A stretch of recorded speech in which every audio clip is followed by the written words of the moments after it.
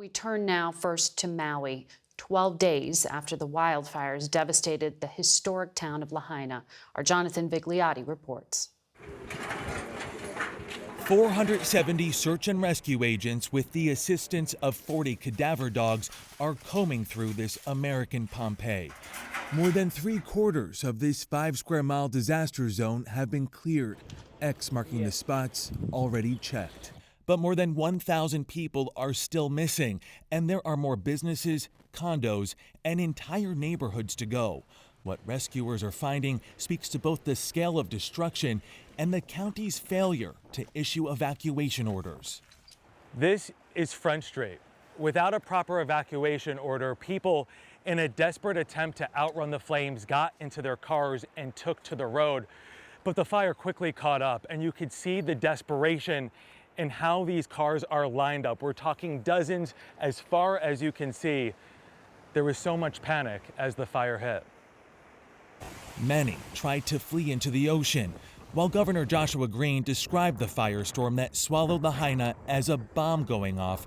There was a very long fuse as the fire burned in brush for nearly 2 hours before exploding, spreading a mile a minute.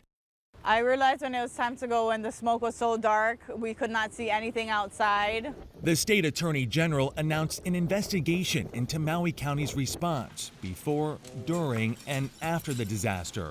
And on Wednesday, CBS News learned the man in charge of activating the sirens intentionally did not. Do you regret not sounding the sirens?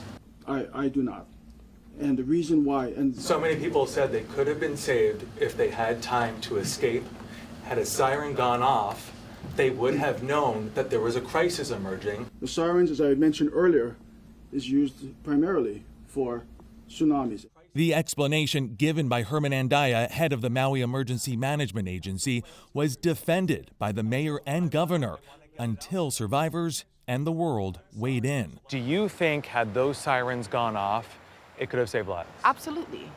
I don't think, I know. We all are prepared for that. We know that sound. People are not dumb. People know what to do. And Dyer resigned the following day, citing health reasons.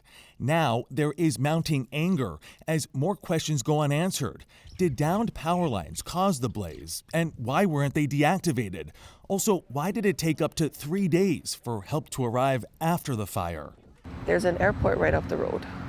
Why isn't that being used? There's an ocean front 20 feet from our lobby.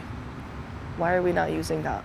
Today, there's not just an active search for the missing in what is now the deadliest wildfire in modern American history, but demands for more accountability. It's Jonathan Vigliotti in Lahaina.